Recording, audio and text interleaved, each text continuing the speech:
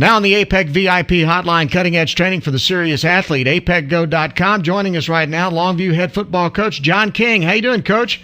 Doing fine, Bryan. Coach, congratulations. You guys bounced back after a pretty rough week, losing your quarterback, Bivens Caraway, and you had the 30-14 win over North Little Rock. Tell me a little bit about the win. Great team victory. I thought we played extremely well on the defensive side of the ball. Held their great running back, Al T. Tenpenny, to under 70 yards. And, we pretty much stymied them the whole night from a defensive standpoint. Plus, we're able to run a punt back for a touchdown and block another punt for a touchdown. So, but it just to turn two games, defensively, we played a lot better and played Lobo style of defense. Well, it's amazing how your team responded after really a rugged beginning there. And you were talking about the defense. What's changed defensively? Well, just we tackled better, we lined up better, we played with better pad level, got off blocks, and just executed. And kids knew they hadn't played well, and they were determined to go out and prove they were better. Were a better defensive unit than what they had shown. How good was North Little Rock? Oh, very good.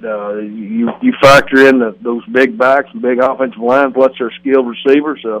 They were a potent team, and our guys just out-toughed them. Talk about the way your team has responded to that adversity. Again, losing Bivens Caraway could have taken a lot of steam out of your team, and it looked like instead everybody kind of raised the level of their play.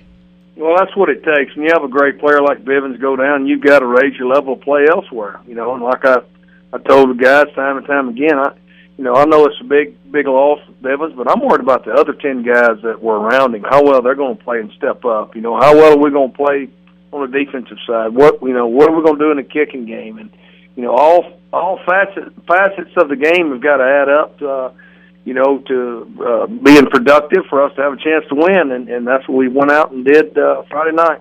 So with Caraway out of the ball game, how much does that change your offense?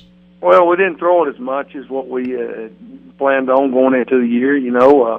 Bivens, of course, has an extremely strong and accurate arm. He has a great understanding of the passing game, and these two young guys that we're playing with, they're just a little bit behind what he was naturally, but we're going to try to progress them through the next few weeks and just try to get them better week to week and see what it leads to down the road. Now, is it Stephen or Stefan done?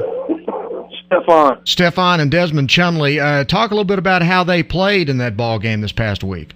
Well, they made a few mistakes, which was expected. Just really the first time they went in being, the guy, so to speak. But I thought that as the game went on, Stefan played better and did some things. And, Desmond, I probably put him in a very tough predicament when I inserted him in the game and asked him the first ball he throws is a deep ball, on the throwback. But we got to do a better job of getting him involved and getting him some success early.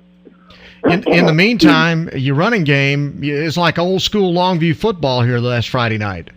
Well, we still know how to run the ball, so it's something we're going to have to continue to do to take some pressure off those young quarterbacks. But I think Torrey White has ran the ball exceptionally well the first 2 weeks of the season, and he's ran for tough yardage. And Antonio Sanders has had a few big plays, but he's been blocking extremely well, and he's doing the things we expect him to do. So we've got a few guys behind them, and Jermichael Hasty and Ladarius Peterson that'll be able to add some carries for us as we'll get on down the road. Who are some of the guys that really stepped up for you on defense last week?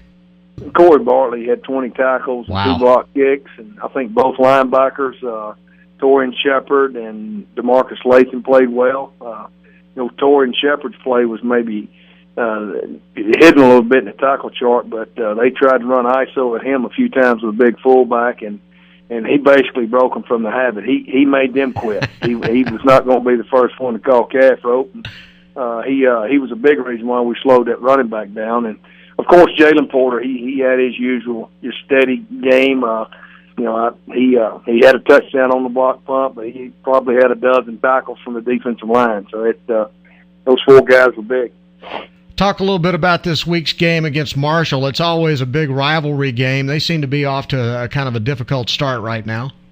Well, they're struggling right now, but so are we. I mean, kind of the same situation. But we were fortunate enough to come out with a win last week, and they lost another tough ball game. But when you factor in Longview and Marshall, I mean, the rivalries was going to, come up 102 years or 102nd meeting, however many years we've been playing, and regardless of the record, it's going to be a hard-fought game. It's going to be a tough East Texas football game, and I know that they'll give us their best shot, and we better be ready to give them ours.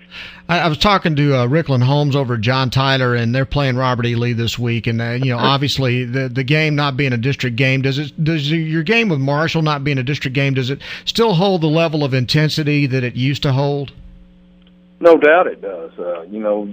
We were out of the district with them for several years. We went back to 4A in 08 and 09, but regardless, I mean, I'm telling you, when these two teams hook up, you can watch video and you see kids' level of play increase, from one week to the next, as opposed to, playing a different opponent. But when Longview and Marshall meet up, these kids play at a high level, and they are trying to go out there and play with a purpose, and you just see it on the level of play. What you see on film, what kind of things concern you about what they do? Well, you never know what you're going to get offensively. They'll have some trickery and formation stuff, and they always do a good job. Their offensive scheme of trying to, get you crossed up with misdirection. And defensively, I'm sure their blitz package will increase this week, like it has every year we played them. They're going to try to blitz us and not allow us to run the football. So, that's something we're going to have to be able to offset, from an offensive standpoint. Well, Coach, congratulations. It was a big win over North Little Rock, and we know that it was just what the doctor ordered for the Lobos, and best of luck this week against Marshall. Okay, I appreciate it, Bryan. All right, Coach, good talking to you. That's Coach John King from the Longview Lobos on Bryan Houston Sports Radio Live on 99.3 Talk FM.